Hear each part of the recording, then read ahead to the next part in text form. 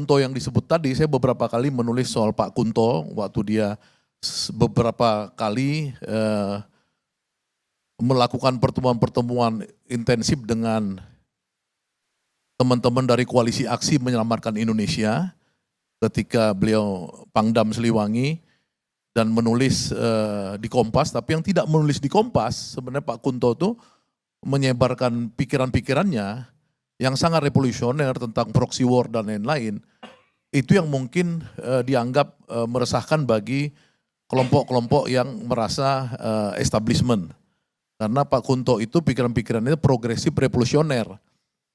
Nah, dalam konteks yang kemarin baru-baru ini saya melihat memang Pak Prabowo itu dalam analisa politik dia merasa kecolongan dan kemudian dia mereinstall kembali ya Pak Kunto itu, karena Pak Kunto ini diperlihatkan oleh Prabowo waktu sekitar 6 bulan atau setahun lalu itu antara itu waktu Pak Jokowi dalam suatu acara tidak menyalam Pak Trisno ya, itu Pak Prabowo langsung datang ya setelah menang ya dia ini acara itu datang ke Pak Trisno dan memberikan hormat kepada Pak Trisno.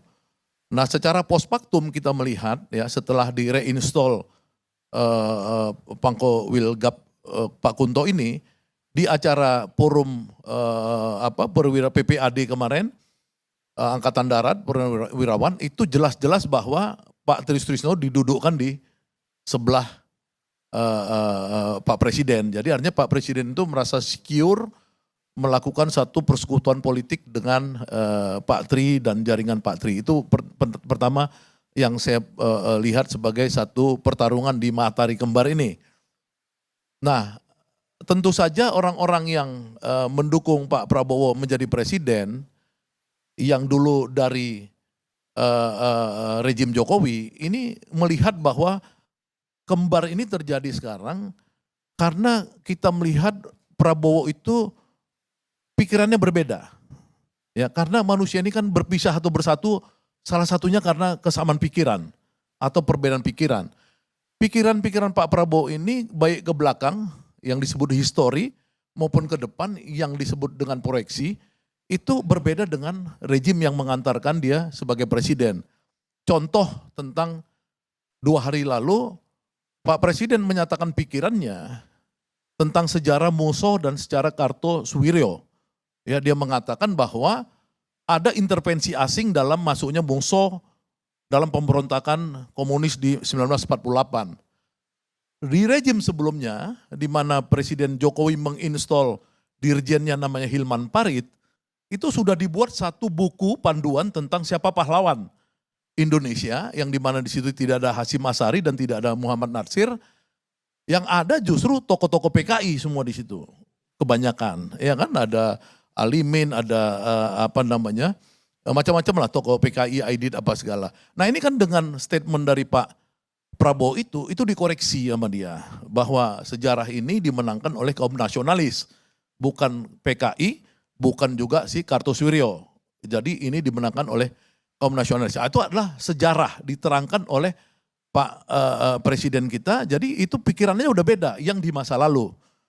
Ya, kemudian yang di masa lalu juga itu ahli sejarahnya Pak Jokowi, Hilman Parit ini mengatakan bahwa versi tentara yang selama ini melakukan perjuangan kepada Republik dalam konteks G30 SPKI itu diralat lagi oleh Pak Prabowo kemarin ketika ketemu dengan pensiunan tentara bahwa Anda inilah tentara-tentara yang menjadi guru saya, inilah pejuang-pejuang sebenarnya di Republik ini.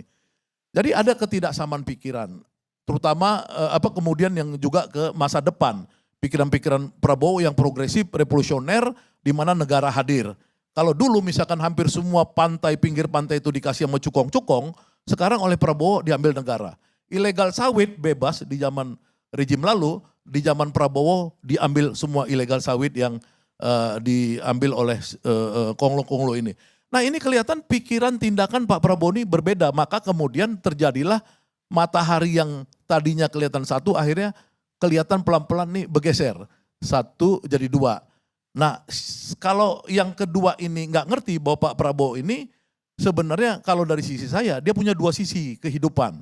Satu, dia sebagai demokrat karena dia orang yang mendirikan partai politik dan masuk pada kontestasi politik secara demokratis, tapi dia juga sebenarnya punya sisi lain sebagai kombatan. Karena dia tuh lama sebagai tentara dan masuk di elitnya tentara komando. Nah, saya sebagai orang yang pernah dipenjara di era Orde Baru, saya cuma ingin mengingatkan kepada teman-teman semua, hati-hati. Jangan pancing-pancing Pak Prabowo itu ya masuk pada sisi yang dia akan masuk pada karakter kombatan itu. Nah, ini yang saya sering nasihati teman-teman yang baru belajar politik di Indonesia ini dan baru jadi aktivis instan banyak di Indonesia ini, saya bilang hati-hati.